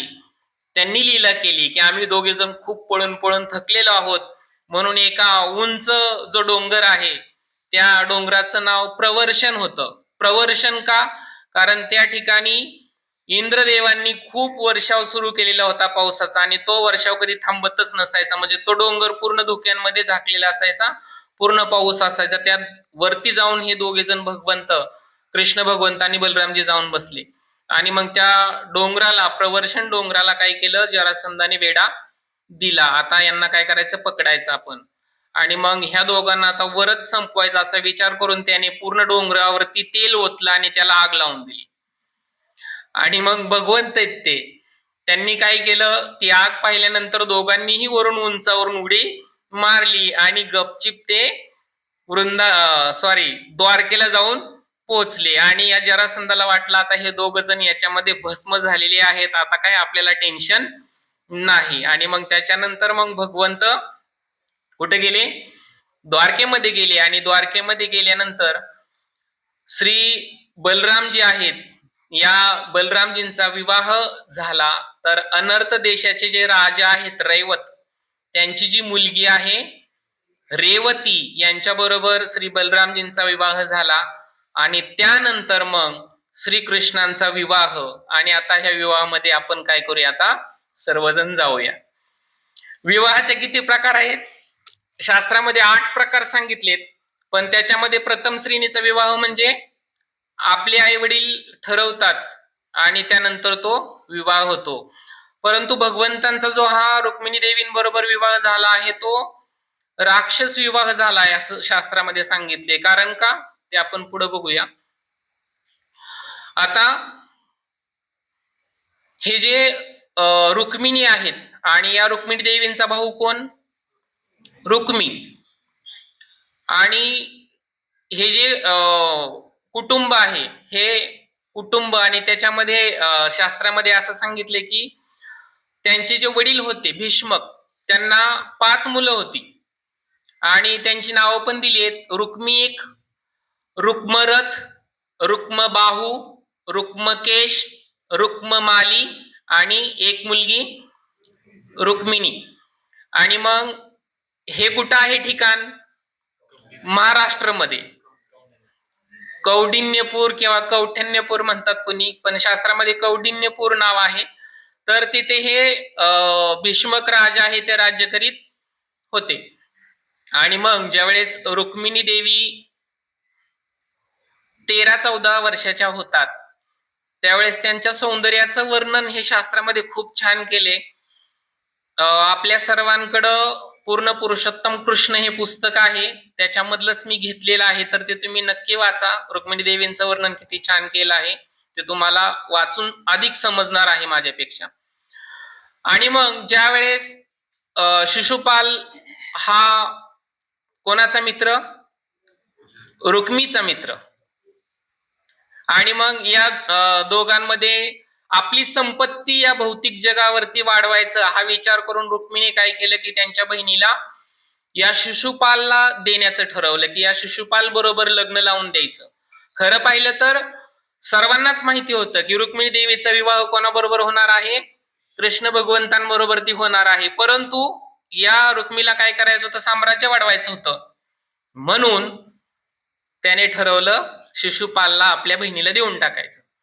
आणि मग रुक्मिणी देवींनी लहानपणापासून भगवंतांच्या कथा नारद मुनींकडून, भीष्मक राजाकडे येणाऱ्या साधूंकडून भगवंतांचं जे रूप आहे, भगवंतांच्या ज्या वीर कथा आहेत त्या ऐकलेल्या होत्या. आणि लहानपणापासूनच रुक्मिणी देवींनी मनामध्ये ठरवलं होतं की मी भगवंतांशीच विवाह करणार आणि भगवंतच माझे पती असणार आहेत. आणि मग हे ज्यावेळेस त्यांच्या वडिलांना सांगितलं या भीष्मक राजाला रुक्मिणी देवींनी की मला काय करायचं आहे? भगवंतांनाच पती म्हणून स्वीकारायचं आहे. परंतु हा रुक्मी मात्र ऐकायला तयार नाही. आणि या रुक्मीच्या समोर त्यांच्या वडिलांचं काही चालत नव्हतं. कारण तो कसा होता? जरी मुलगा होता तरीही जसं कंस मामाने आपल्या ताब्यात घेतलं होतं आणि जसं की काही जे वाईट विचाराचे राजे असतात ते काय करतात? आपल्या वडिलांना आदर देत नाहीत आणि सगळं राज्य काय करतात? आपल्या ताब्यामध्ये घेतात. त्या पद्धतीने काय केलं होतं? रुक्मिणी आपल्या वडिलांचा काही विचार करत नव्हता, तो स्वतःच्या विचाराने सगळं काही करायचा. तो दांडगाई वृत्तीचा, गुंड वृत्तीचा होता थोडक्यामध्ये. आणि मग ज्यावेळेस लग्न हे ठरणार आहे आणि मग सगळा लग्नाचा सोहळा झालेला आहे आणि शिशुपाल आलेला आहे, सगळी वारात मंडळी आलेली आहे, भीष्मक राजाने सगळ्यांचं स्वागत केलं आहे. ते कशा पद्धतीने विवाह सोहळा आहे त्याचंही वर्णन आपल्याला वाचून अधिक समजेल, मी मुद्दाम सांगतोय त्यासाठी. आणि त्यानंतर मग ही जी रुक्मिणी माता होती, ही रुक्मिणी माता खरंच शालीन, सत्वशील आणि सद्गुणी असल्यामुळं श्रीकृष्णांची पत्नी होण्यासाठी ती कशी होती? पात्र होती, सद्गुणी असल्यामुळं. आणि मग त्यानंतर हा शिशुपाल होता तो कोणत्या राजाचा राजा होता? चेदी नरेश, नाही का? आणि त्याचे वडील हेही आलेले होते, त्यांचाही यथोचित सत्कार भीष्मक राजाने केलेला होता. आणि रुक्मिणी देवींचं मात्र या ठिकाणी हृदय धडधडू लागलं होतं की बाबा आता माझं कसं होणार. आणि मग त्यांनी वडिलांना विनंती केली तरी वडिलांनी मान्य केलेलं नव्हतं. म्हणून त्या भीष्मक राजाकडे असणारा शुद्ध मनाचा जो ब्राह्मण होता, त्याचं नाव दिले आहे शास्त्रामध्ये की दारुक, सॉरी, त्या ब्राह्मणाचं नाव आहे सुदेव. तर या सुदेवाला रुक्मिणी देवींनी बोलवलं आणि त्यांच्याजवळ एक पत्र दिलं. त्या पत्रामध्ये काय सांगितलं रुक्मिणी देवींनी की तुम्हीच माझे पती आहात आणि माझं रक्षण तुम्हीच करू शकता, असं खूप काही छान वर्णन रुक्मिणी देवींनी त्या पत्रामध्ये लिहिलेलं आहे. आणि ते पत्र घेऊन सुदेवाला सांगितलं की तुम्ही काय करा, आत्ताच्या आत्ता कुठे जा, द्वारकेला जा आणि भगवंतांना हे पत्र द्या. मग हा सुदेव जो ब्राह्मण आहे तो क्षणाचाही विलंब न लावता तो द्वारकेला निघून जातो. आणि मग द्वारकेला निघून गेल्यानंतर द्वारपालांनी ज्यावेळेस अडवलं त्यावेळेस त्यांनी सांगितलं की अशी घटना आहे, रुक्मिणी देवींचा संदेश मला भगवंतांपर्यंत पोहोचवायचा आहे. त्यानंतर मग त्यांना भगवंतांकडे घेऊन गेले. आणि मग ज्यावेळेस भगवंतांकडे घेऊन गेले त्यावेळेस भगवंत ज्या आसनावरती बसले होते त्या आसनावरती भगवंतांनी उठून या ब्राह्मणांना त्यांचं आसन दिलं. आणि मग भगवंत आपल्याला या ठिकाणी असं समजून सांगतात की जे ब्राह्मण आहेत त्या ब्राह्मणांचा यथोचित आदर सत्कार आपण करायला पाहिजे. आणि मग ब्राह्मणांच्या पुढं शास्त्र सांगतं की कोण आहेत ब्राह्मणांपेक्षा आणखीन थोड्या वरच्या पायरीवरती शुद्ध वैष्णव आहेत. मी शुद्ध वैष्णव हा शब्द उपयोगात आणला आहे. आपण स्वतःला वैष्णव समजतो, परंतु आपण कितपत शुद्ध आहोत हे आपण स्वतःच्या हृदयाने समजून घ्यायचं आहे. कारण आपण नामजप करतो, छान सेवा करतो, परंतु अजूनही आपल्या हृदयातील षडविकार कमी झालेले नाहीत. आपलं घर अजूनही स्वच्छ झालेलं नाही. एखादी सुंदर तरुण स्त्री किंवा मुलगी जर शेजारून जात असेल तर आपली मान अशी वळून मागे जाते, म्हणजे आपलं घर स्वच्छ झालेलं नाही. मग आपण समजायचं की आपल्याला आणखीन शुद्ध व्हायचं आहे. मग आपल्याला हरिनाम किती तळमळीने घ्यायला पाहिजे. जर आपण तळमळीने हरिनाम घेऊ तर आपल्या हृदयातील विकार ते दूर जाणार आहेत. आणि मग भगवंतांनी सांगितलं की ब्राह्मणांचा यथोचित सत्कार कसा केला पाहिजे. स्वतः उठले, त्यांना आसन दिलं, त्यांचं पाद प्रक्षालन केलं म्हणजे त्यांचे पाय धुतले आणि त्यांना छान प्रसाद दिला आणि त्यानंतर त्यांना मुलायम आसनावरती विश्राम करायला सांगितलं. आणि मग त्यांनी ज्यावेळेस थकून आलेले होते, छान प्रसाद घेतला, मुलायम आसनावरती त्यांनी शरीर टाकलं आणि त्यांना झोप लागली. आणि त्यानंतर मग भगवंत, आपल्याला माहितीये झोपल्यानंतर आपली किती वेळाने झोप होईल, भगवंत हळूच आले आणि त्यांचे पाय चेपायला सुरुवात केली. स्वतः भगवंत भक्तांसाठी काय करतात हे या गोष्टीवरून आपल्याला समजून दाखवतात की आपणही आपल्या घरातील अतिथींची या पद्धतीने सेवा करायला पाहिजे. परंतु तो कोण असावा? वैष्णव असावा, योग्य ब्राह्मण असावा. आणि मग त्या ब्राह्मणांना विचारलं की ब्राह्मण देव तुम्ही का आलात? सुरुवातीला विचारलं का? नाही. मग त्यांनी सांगायला सुरुवात केली की हे पत्र मला रुक्मिणी देवींनी तुम्हाला देण्यासाठी दिलेलं आहे. आणि मग त्या पत्रामधला मजकूर ज्यावेळेस भगवंत पाहतात त्यावेळेस त्यांना खूप आनंद होतो. आणि मग ते म्हणतात की या क्षणाची मी वाट पाहत होतो. काय म्हणाले? या क्षणाची मी वाट पाहत होतो. आणि त्यानंतर मग त्यांनी लगेचच त्यांचे जे सारथी आहेत त्या दारुक यांना हाक मारली आणि भगवंतांचा रथ सजवायला सांगितला. भगवंतांचा रथ सजवण्यासाठी शास्त्रामध्ये सांगितले 4 घोडे होते. एका घोड्याचा रंग होता हिरवा, दुसरा होता ढगासारखा थोडासा पांढरट, नंतर मेघपुष्पासारखा तिसरा घोडा आणि चौथा होता राखाडी.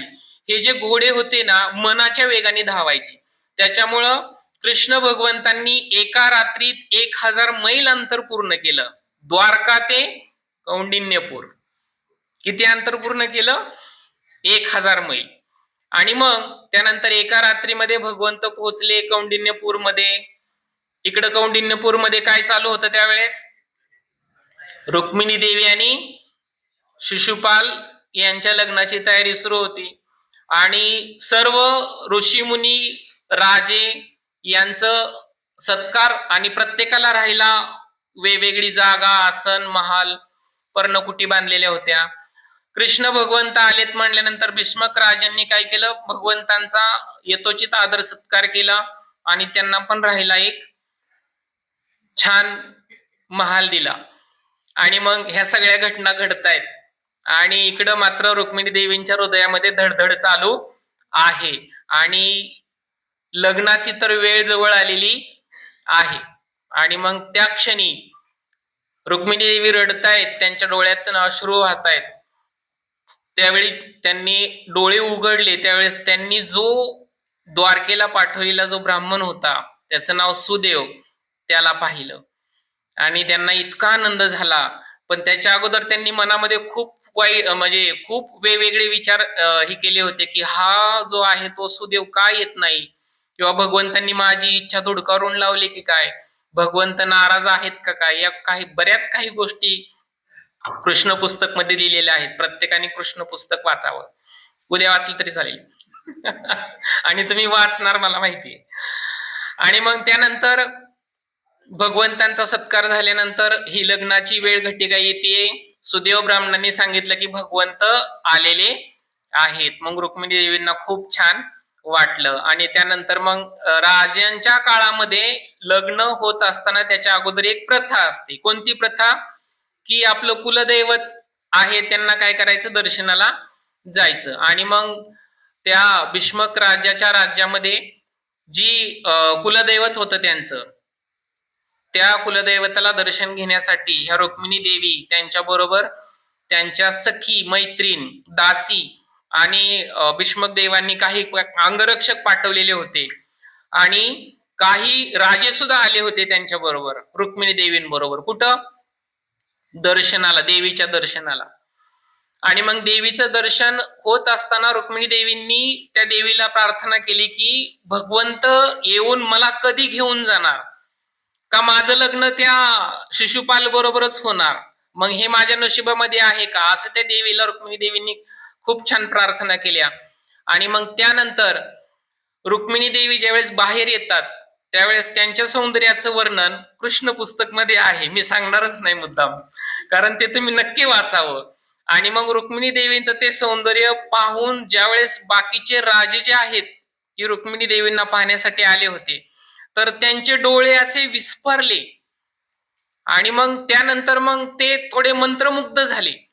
आणि मग ज्यावेळेस रुक्मिणी देवींनी समोर पाहिलं की कृष्ण आहेत, रुक्मिणी देवींनी कृष्ण भगवंतांना कधीही पाहिलेलं नव्हतं, परंतु लहानपणापासून कृष्ण भगवंतांविषयीच्या कथा, कृष्ण भगवंतांविषयीचं सगळं वर्णन ऐकल्यामुळं त्यांनी कृष्ण भगवंतांना पाहिल्याबरोबर ओळखले की हे कोण आहेत, कृष्ण भगवंत आहेत. मग त्यांना खूप आनंद वाटला. आणि मग बाकीचे जे राजे होते त्या बाकीच्या राजांना वाटले की अरे ही सुंदरी जर मला मिळाली तर. आणि मग त्या मोहामध्येच सगळे, आणि त्या क्षणाचा विलंब न लावता कृष्ण भगवंतांनी रुक्मिणी देवीला काय केलं, उचललं आणि आपल्या रथावरती घेतलं आणि पुढे जाऊ लागले. शास्त्रामध्ये वर्णन असं आलं की ज्यावेळी एखाद्या लांडग्याच्या तोंडामध्ये एखादा आहे सावध, मग ते त्याच्या तोंडातून कसं पळवून घेतलं जातं, तसं भगवंतांनी रुक्मिणी देवीला ते आपल्या रथामध्ये घेतलं आणि वाऱ्याच्या वेगाने निघून चालले. आणि मग ह्या बाकीच्यांना काही कळलंच नाही, ही घटना एकदम क्षणात घडून गेली. आणि मग बाकीचे सावध झाले. का बेसावध झाले ते?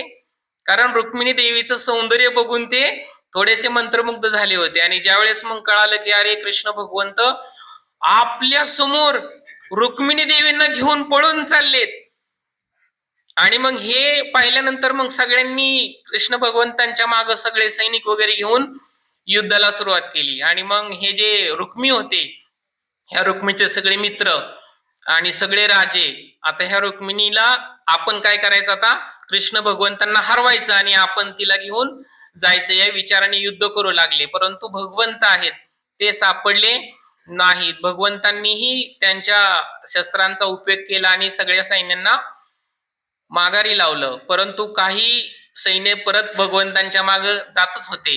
आणि मग ही घटना ज्यावेळेस रुक्मीला कळाली आणि शिशुपालला कळाली, त्यावेळेस तेही दोघे सगळं सैन्य राज्याचं घेऊन कृष्ण भगवंतांच्या मागं, कृष्ण भगवंत पुढं. कृष्ण भगवंतांनी त्यांचं कधीही म्हणजे विचारच केला नाही की बाबा हे राजे आणि हे युद्ध करतायत. परंतु ह्या रुक्मिणी काय केलं, आपल्या हातामध्ये बाण घेतला आणि भगवंतांकडे बाण मारला. भगवंतांनी क्षणाचाही विलंब न लावता स्वतःचा बाण सोडला आणि त्याचा धनुष्य तोडून टाकला. अशा प्रकारे 3 धनुष्य रुक्मिणीचे काय केले, भगवंतांनी तोडून टाकले. आणि मग त्यानंतर हा जो रुक्मी आहे, शस्त्र हातामध्ये नाही म्हटल्यानंतर, धनुष्यबाण नाही, मग त्या रथामधली तलवार घेतली आणि तलवार घेऊन भगवंतांवरती चालून गेला. मग भगवंतांनी त्याच्या तलवारीचे लगेच काय करून टाकले, तुकडे करून टाकले. आणि त्यानंतर मग भगवंतांनी त्याला एका कापडामध्ये बांधलं आणि त्याच्या मिशा दाढी काढून टाकली आणि मुंडन करून टाकलं आणि तो बांधलेल्या अवस्थेमध्ये तिथंच पडून राहिला. आणि मग इकडं ज्यावेळेस भगवंत रुक्मिणी देवींना घेऊन जात होते त्यावेळेस बलरामजींनाही माहिती झालं होतं. त्यावेळेस बलरामजीही द्वारकेतले सगळं सैनिक घेऊन कौंडिन्यपूरमध्ये दाखल झाले होते. आणि मग त्यांनीही त्यांची गदा आणि त्यांचं ते युद्ध सुरू केलं होतं. त्यांनीही सगळ्या शत्रूंवरती हल्ला चढवला होता. आणि मग भगवंत ज्या बाजूने आहेत त्या बाजूनी बलरामजी त्या ठिकाणी आले. आणि मग बलरामजींना दिसलं हे चित्र की कृष्ण भगवंतांनी काय केलं आहे, मेहुण्याला कापडामध्ये बांधून टाकले आणि त्याच्या मिशा काढल्या, दाढी काढली, मुंडन केले आणि त्या अवस्थेत पडलेत. मग भगवंतांनी बलरामजींनी नाटकच भावाला हे केलं, म्हणजे रुक्मिणी देवींना थोडस छान वाटावं म्हणून कृष्ण भगवंतांना दाटले ते की अरे तुझा मेहुणा आहे, आपला मेहुणा आहे, त्याला असं बांधतात का, आणि हे चांगलं नाही, तो मेल्याप्रमाणे झाला. मग आणि मग त्यानंतर मग पुढं बलरामजी रुक्मिणी देवींचं सांत्वन करण्यासाठी त्यांना खूप आध्यात्मिक अशा काही गोष्टी सांगतात की त्या आध्यात्मिक गोष्टी सांगितल्यामुळे रुक्मिणी देवी संतुष्ट होतात. आणि मग बलरामजी काय करतात, त्या बंद मेहुण्याला मुक्त करतात. आणि मग त्या रुक्मिणी शपथ घेतली होती, कृष्ण भगवंत ज्यावेळेस माझ्या बहिणीला घेऊन जात आहेत त्यावेळेस त्यांनी शपथ घेतली होती की जोपर्यंत मी कृष्णाचा वध करून रुक्मिणीला माघारी आणत नाही तोपर्यंत मी कौंडिन्यपूरमध्ये येणार नाही, पाय पण ठेवणार नाही. परंतु त्याची ही अवस्था झाली. आणि मग त्याने काय केलं, ते जे ज्या ठिकाणी युद्ध झालं होतं त्या ठिकाणी एका गावामध्ये त्याचं नाव सांगितलंय की भोजकूट. या भोजकूट मध्येच त्यांनी आपली एक झोपडी बांधली आणि त्या ठिकाणी तो राहू लागला. आणि मग त्यानंतर भक्ताने पण दृढ निश्चय असावं असं सांगितलंय. कोणाप्रमाणे? रुक्मिणीप्रमाणे नको, रुक्मिणीप्रमाणे दृढ निश्चय असायला पाहिजे की आपणही आपली भक्तीमध्ये आपण दृढता ठेवली पाहिजे. नियमित शास्त्र वाचन करायला पाहिजे, नियमित जप करायला पाहिजे, नियमित भक्तांची सेवा करायला पाहिजे. एक ना एक दिवस भगवंत आपल्याला शबरीने जशी प्रतीक्षा केली तशी आपण प्रतीक्षा करून भगवंत भेटतील. कधीही निराश व्हायचं नाही. आणि मग या ठिकाणी ज्यावेळेस भीष्मक राजाला कळालं की कृष्ण भगवंतांनी माझ्या मुलीला पळवून नेलं आहे, परंतु ते मनोमनी इतके आनंदित झाले की ज्या गोष्टीची मला प्रतीक्षा होती ती गोष्ट झालेली आहे की भगवंतांनी माझ्या मुलीला पळवून नेलेलं आहे, तिचं पाणी ग्रहण केलेलं आहे. आणि मग आता द्वारकेमध्ये शाही विवाहाचा सोहळा सुरू झालेला आहे. मग द्वारका नगरी आणखीनच सुंदर नटवलेली आहे. मग प्रत्येकाने कृष्ण भगवंतांचा विवाह, रुक्मिणी देवींचा विवाह, आणि मग कृष्ण भगवंत आता राजा होणार ना, द्वारकेचे राजा होणार, त्यांचा पहिलाच विवाह ना तो. आणि मग त्याचा इतका आनंद सगळेजण, प्रत्येक जण काही ना काही वस्तू कृष्ण भगवंत आणि रुक्मिणी देवींना देण्यासाठी घेऊन जात होते. आपण पण घेऊन जातो ना, पण आता टीप येते बघा खाली. त्याच्यामुळे सगळा आनंदच निघून गेलाय. आणि मग सगळेजण भगवंतांना देण्यासाठी काय नाही काय घेऊन जात आहेत. आणि चंदनाचा सुगंध पूर्ण द्वारकेमध्ये येतोय. सर्व रस्ते नटवलेले आहेत. प्रत्येकाने उंच म्हणजेच भरजरी वस्त्र घातलेली आहेत. आणि या पद्धतीने कृष्ण भगवंत आणि रुक्मिणी यांच्या विवाहामध्ये सामील झालेले आहेत. आणि मग तो इतका शाही विवाह, इतकं छान वातावरण, सर्वजण वेदोक्त मंत्रोच्चारण करतायत, अग्नी पेटवलेला आहे आणि त्या अग्नीसमोर हे मंत्रोच्चारण होतंय. कृष्ण भगवंत आणि रुक्मिणी देवींचा काय होतोय? विवाह होतोय. आणि त्यानंतर मग कृष्ण भगवंत आणि रुक्मिणी देवींनी एकमेकांना काय घातलेली आहे? वरमाला घातलेली आहे आणि एकमेकांकडे मंद स्मित हास्य करत त्यांनी तो शाही विवाह सोहळा आहे तो संपन्न केलेला आहे. या पद्धतीने आपण शाही विवाह सोहळ्यामध्ये सामील झालेलो आहोत. श्रीकृष्ण रुक्मिणी शाही विवाह महोत्सव की सर्वजण सामील झाला ना आपण? हरी बोल. तर आपण या पद्धतीने समजून घ्यायला पाहिजे की भगवंतांचं जे लग्न आहे, ते भगवंतांचं जे शाही विवाह सोहळा आहे तो नेहमी होतच राहणार आहे. परंतु आपण मात्र आपला शाही विवाह सोहळा आपण आपल्या या भौतिक जगामध्ये अडकून न पडता भगवंतांची आपण कशा पद्धतीने सेवा करू, भगवंतांच्या भक्तांची आपण कशा पद्धतीने सेवा करू, या विवाह सोहळ्याकडे आपण बघायला पाहिजे. पण प्रत्येक जण बघा ना, प्रत्येकाच्या मनामध्ये आतून गुदगुल्या होत असतात की माझा विवाह होणार, माझा विवाह होणार. ही प्रत्येकाच्या बाबतीमध्ये ही घटना चालू असते, जी माझ्याही बाबतीत घडलेली आहे. पण ह्या ज्या गोष्टी आहेत त्या आपल्याला, आपण भक्तीमध्ये जरी आलो तरी आपलं हृदय शुद्ध नसतं, त्याच्यामुळे ते घडत असतं. परंतु रघुनाथदास गोस्वामींनी काय केलं? त्यांना या गोष्टी माहिती होत्या की भक्ती केली पाहिजे, भगवंतांना भेटलं पाहिजे, भगवंतांच्या भक्तांची सेवा केली पाहिजे. म्हणून त्यांना त्यांच्या घरच्यांनी अडकून ठेवण्याचा प्रयत्न केला. तरी ते अडकून राहिले का? नाही. ते सुंदर पत्नी वडिलांनी मुजुमदारांनी करून दिलेली असताना सुद्धा ते घरातून निघून गेले. त्याचबरोबर श्री चैतन्य महाप्रभूंना सुद्धा 2 पत्न्या होत्या, पण तेही त्याच्यामध्ये अडकून पडले का? नाही. कारण त्यांना पण काय करायचं होतं? जारे देखो तारे हो कृष्ण उपदेश, आणि तो उपदेश त्यांनी दिला म्हणून आपल्यापर्यंत तो पोचतोय आणि आपण भक्ती करतोय. नाही तर आपल्या मनामध्ये अजूनही गुदगुल्याच चालू झाल्या असत्या, नाही का? आपण आपल्याच मनामध्ये आणि आपल्याच विचारामध्ये गडून गेलो असतो आणि मग आपल्याच मनामध्ये आपल्याच विचारामध्ये गडून जाऊन आपण अनेक जन्म मृत्यू जरा व्याधी ह्या चक्रामध्ये अडकून पडलो असतो. परंतु आता आपल्याला कळाले की आपण भक्ती केली पाहिजे. भक्ती काय केली पाहिजे, भक्ती कशी केली पाहिजे, भक्तीच्या पायऱ्या आपल्या सगळ्यांना माहिती आहेत. भक्ती कोणत्या पद्धतीने करू शकतो आपण?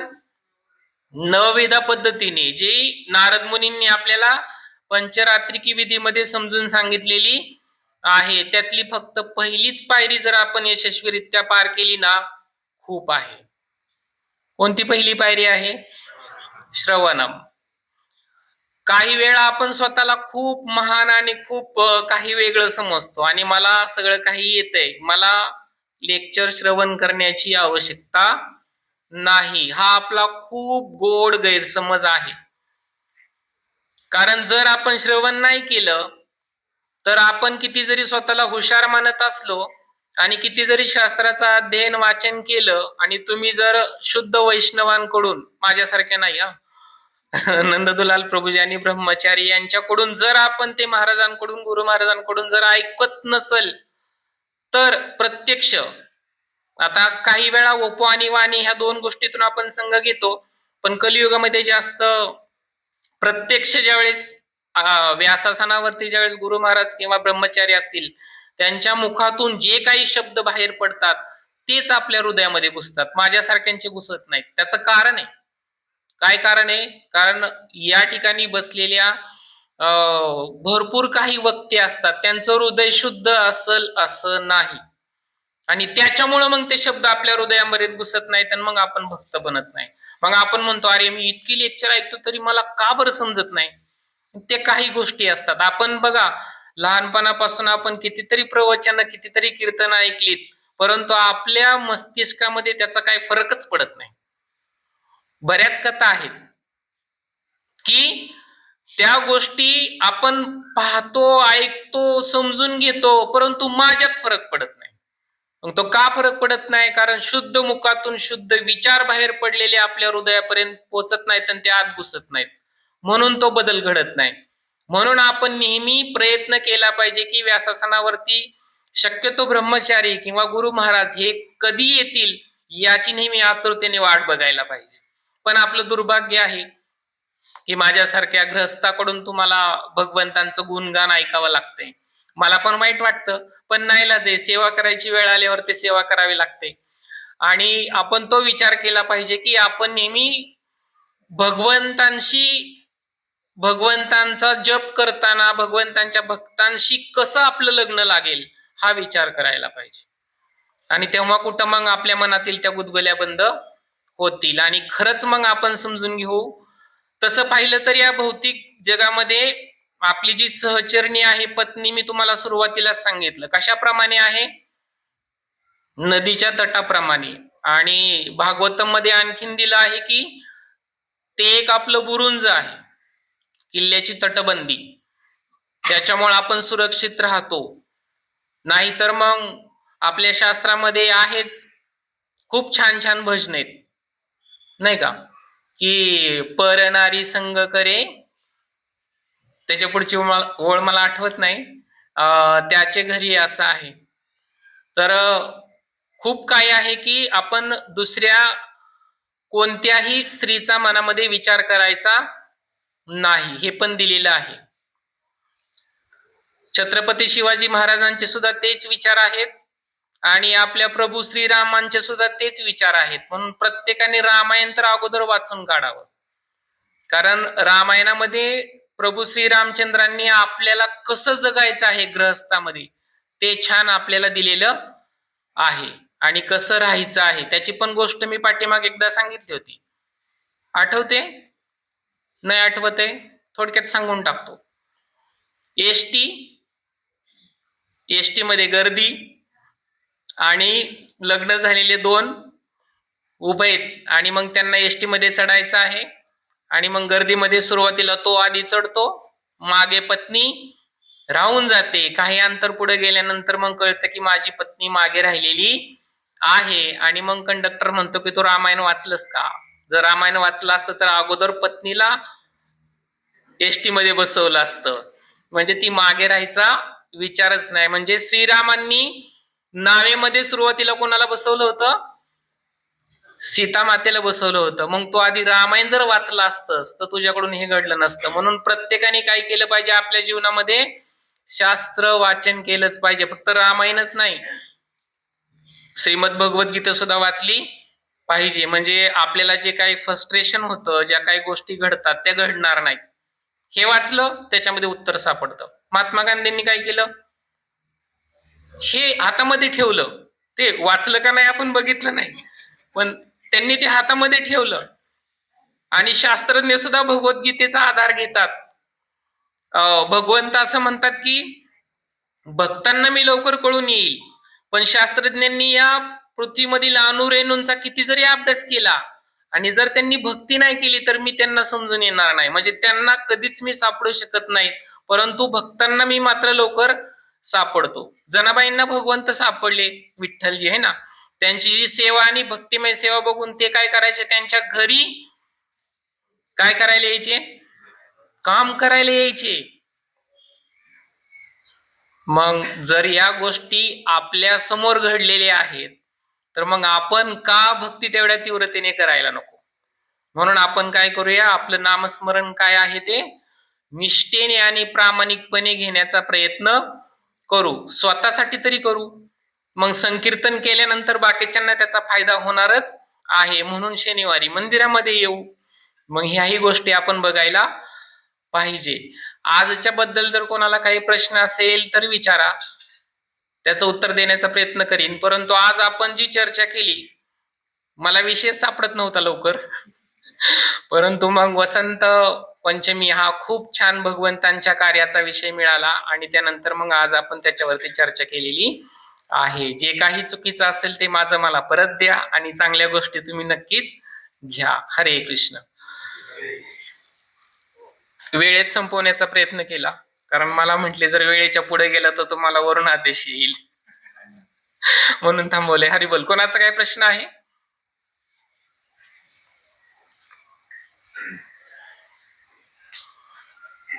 पाच मिनिटं आपण यानंतर कीर्तन करूया.